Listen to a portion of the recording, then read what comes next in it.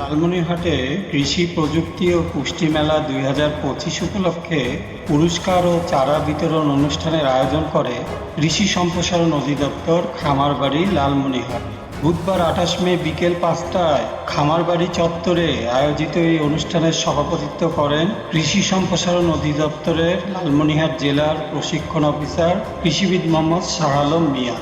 কৃষি উন্নয়নের মাধ্যমে পুষ্টি ও খাদ্য নিরাপত্তা জোরদারকরণ প্রকল্পের অধীন আয়োজিত এই অনুষ্ঠানে প্রধান অতিথি হিসাবে উপস্থিত ছিলেন কৃষি সম্প্রসারণ অধিদপ্তরের উপপরিচালক ডক্টর মোহাম্মদ সাইকুল আরিফিন।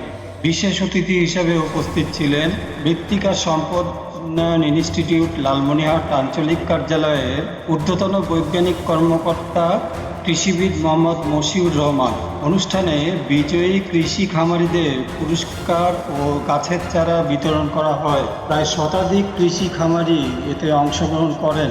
অনুষ্ঠানে বক্তারা বলেন, স্বল্প পরিসরে আমি প্রথমে কিশোরগঞ্জে বক্তৃতা দিল, উনি সুন্দর করে বলার চেষ্টা করছেন এখান থেকেই অবশ্যই আছে, নিশ্চয়ই আমরা এখান থেকে অনুসরণ করতে পারি, নিশ্চয়ই আমার উপকৃত। কৃষি প্রযুক্তির পাশাপাশি পুষ্টির বিষয় 13%, মানে শতকরা 13 জন লোক এখনো অপুষ্টিতে ভোগে। আমরা যতটুকু বাঁচি তার 3 ভাগের 1 ভাগ আমরা ঘুমাই কাটাই।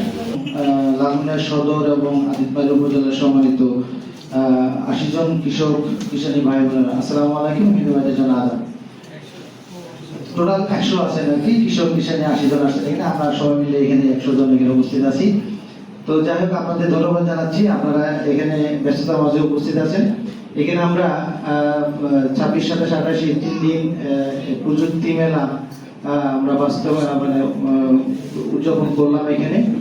তো আসলে একটি মেলা ও মানে বাস্তবায়ন করার ক্ষেত্রে অনেকগুলো এখানে অনেক কারিগর কিংবা অনেক পরিশ্রম থাকে।